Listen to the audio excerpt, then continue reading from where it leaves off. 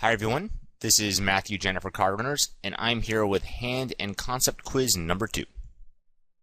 And we're going to jump right in just a moment, but I first want to let you know what hand and concept quiz videos are about if you haven't seen my other one.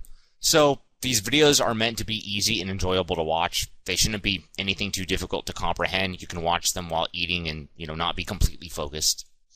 They are meant to expose you to leaks in your game rather than tell you how to fix them. Fixing them usually is going to require work, so if you find out you have a leak you didn't know about from watching this video, post in the forums and I'll try to tell you how to go about fixing them, because just knowing you have a leak usually won't be enough to fix it. And these situations are meant to mimic situations encountered when you're actually playing. So I'm going to be asking you questions about hands that seem close, and then based on, what option you pick for the answer, it will hopefully let you know if you might have a leak in some areas of your game.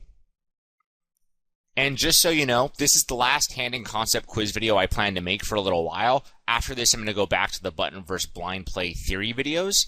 And if you do have a preference for what type of videos you want me to make, whether they be theory, concept quiz videos, or else just like live play videos, go ahead and let me know. Okay, let's jump in. Question number 1. Your opponent is min-raising 55% of all possible hands on the button. We know he 4-bets 5% of all hands, which is a range of about jacks to kings and ace-king for around 2.5% value 4-bets and another 2.5% bluffs. If he doesn't want to be easily exploitable by big blind 3-bets to 7.5 big blinds, what are some of the worst hands I think the button will need to call with when he faces a 3-bet? Alright. So I don't think the button's range here is all that unusual. I think it's pretty common to see someone open the button a little bit over half the time and 4-bet around 5% of all possible hands.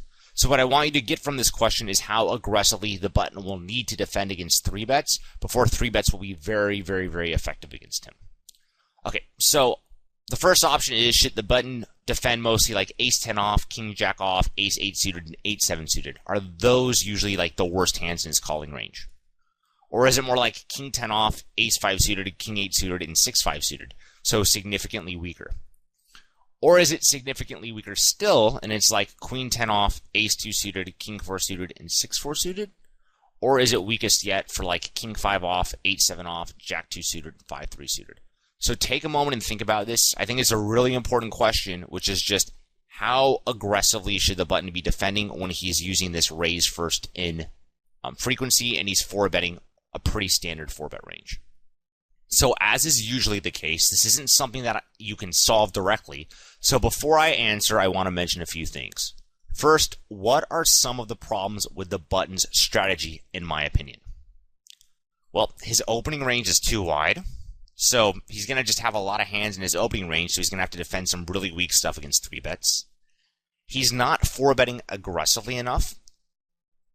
Think about it like this. If you're opening 55% of all possible hands, then since your opening range on the button's so weak, people should be 3-betting against you very, very aggressively. And I don't want to use the term, value 3-betting or bluffing against you. The term 3-bet bluff or 3-bet value bet doesn't really work that well. But either way, if you have to defend against the 3-bets with a very weak range, then pretty much any hand the blinds 3-bet will be more profitable post-flop, because pretty much every hand likes playing against a weaker range.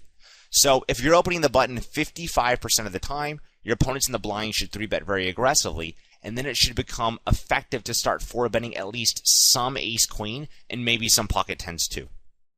I've mentioned it before in other videos, I do like 4-betting ace-queen on the button some of the time, because your opponents in the blinds should be 3-betting hands like ace-jack, ace-10, queen-king, king-jack.